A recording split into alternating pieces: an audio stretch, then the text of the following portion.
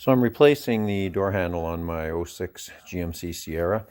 I had trouble with the passenger side a while ago, or a few years ago. Now it's the driver's side. And the symptoms, here's the old handle assembly. The symptoms are you open the door and you can see it doesn't go back. That latch is staying there. And what that does, you open the door and you get in, you lock the vehicle, and then you unlock it. It locks automatically when you put it in gear. When you unlock it, you can't get out of the vehicle. The only way to get out of the vehicle is to open the window and push that handle in, like so, and then toggle the lock again in and out a couple of times, and then you can roll down the window and open it. However, in wintertime, around here, when everything's iced up, you can't roll down the window. So you're stuck crawling across the vehicle and getting out the other side. This is actually really nice. This is a Dorman replacement part. I'm doing the front left, so it's a Dorman 91-130, and very reasonable. I paid about $60 for this. However, what I have to do now is transfer the lock cylinder from this one to the new one, and then I'll put it in. And I've obviously got it apart, so I'll show you how it goes in. There's a couple of little tricks just to know. It's very simple. And you can see the screwdriver under the end, and it'll now slip up and out. So the lock cylinder now will come straight out of there, as so, and just make sure you put it back into the other one, oriented the same way, so the handle, so that the connector is pointing inside like it was on the other one. Then put the clip back in. So these clips are made for easy installation. You'll see if I just push on it, it's going to snap right in. I can't do it with one hand. The lock has tapers, so to install it in the new one, which already has its own clip, you just need 2 fingers, 2 thumbs to push on it hard, and it has tapers, so it will actually snap in. You don't need to touch the ring. So to go onto the door, it's very simple, and you can see there's 2 pins in there. One is there for the lock, and the other one is up here, which is the handle, the release latch. Both of them simply go through the hole from the back side of the clip, and then the clip rotates to snap them in. Both of them do that. Very simple to connect. I'll connect them and then you'll see how they go on. So you can see the green pin it's put through the green hole, and the clip rotates. This part of the clip rotates down and snaps on. Be careful, you don't want to break anything when you're doing it, and you can see the red one is the same. You can actually unsnap these before you remove it, and that's what I did to remove the handle. I just reached up and unsnapped them in place because I knew how they were held in. But if you don't, you can get it out and then do it from here. Now, there's only 3 bolts holding this whole thing in. 3 nuts. Bolt pin here, bolt pin over here, and then there's one kind of in the bottom down here. And so you just have to slide it in, and I'll show you how you actually get at them from the other side. The handle's back in place. The bolts are in through the holes. Very simple. And now to actually access them, we have one bolt is straight through that hole. I don't know if I can get it on the camera, but it is in there. So this hole right here gives you access to one bolt. This hole here, you can see the other bolt right there. The third one is on the right side, and you actually need to reach up either this side of the window track or this side, and it's a little more challenging to get the nut on it. Here are the nuts that go on the back, and these 2 are very easy. I'll put them in the socket and start them. That third one you have to hold in your fingers and get up inside and start it. And once it's started, I use a 10 millimeter. They're 10 millimeter nuts. You need a 10 millimeter ratchet to make it easy. A ratchet open end wrench makes it much easier to snug it up. So what I've done here is I've got the nut just sitting in the socket. If you're worried about losing it, the door is open, so you'll find it in the bottom. However, if you're worried about losing it, put a little bit of Kleenex or even electrician's tape in the socket to make it a snug fit. I think I'm going to be all right here, so we're just going to put it in there and start it by hand, which I'm doing.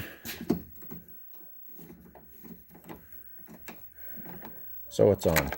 So that one's on there without any issue. I'll do the same with the one through this hole here, and then we'll get the back one. So you can see the second nut is on, just down to the right of the red. That's the clip. And now we have to get the third one, which again is going to be getting our hand up in through here, feeling it. There's not a lot of room, but there is enough room to do it. So you may have to try a few times, but you'll get it on. So it was quite easy to get that difficult one on. It's up about here in the back of the door. You'll feel the nut after you've put it on. You'll note there's a ridge along the edge of the mount. So you can't get the wrench at an angle like this. The wrench needs to be kind of up like this with short movements, but very easy to do. It won't go on if you have it in this position. The door handle is back on and operates well. Everything's in place. So now I can put the plastic seal back in place, which is here. I've used over a number of times because I've had this door apart for various reasons, wiring, etc. So I use some duct tape and whatever's necessary to seal it up. I'm going to refresh that because it's quite old what's on there. It was taken off a long time ago and I do want it to stay in place. So I've just taped that plastic seal back in place. Make sure you keep holes like this open and these ones up here because there are hanging clips that the entire door hangs on, as well as down here. If you block those, you won't be able to get the door on properly. So seals back in place. It's just a matter now of lifting the door and putting it on, and you'll see these clips. You can see this here that hangs through this hole. There's several of them, 3 or 4 of them, and each one of them hangs through the hole. So when you're putting it on, you just have to get this handle, the door handle, through the opening, line it up and hang it on. There's wires for all your power windows, etc., which I left connected. However, there is one down here for the courtesy light, which once I put the door panel in place, I have to snap that back on. The door panel's back on and in place, and it can take a little finagling and playing with it to get it there.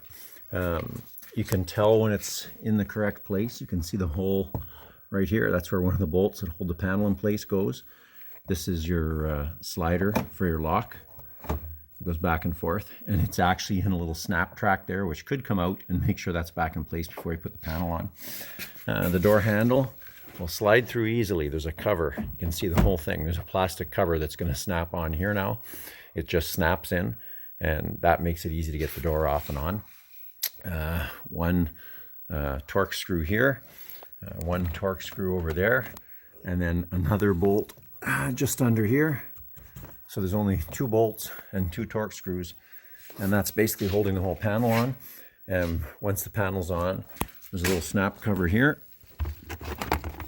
This is the snap cover, which goes on here.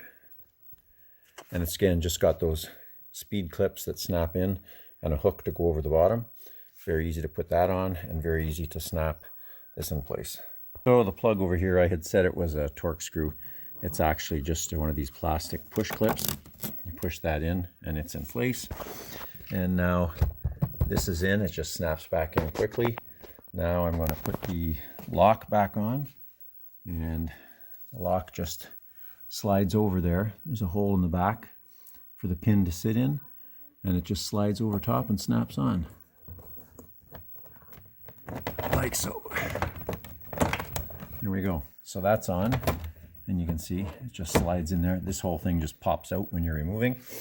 And we've got that torque screw in. Now just 2 more bolts. Actually, I got to pop that off. 1 bolt in behind and 1 in the back of the armrest. So the 2 hex head screws / bolts are 7mm. The long one is going right in here behind the door handle, and the short one right there behind the door lock.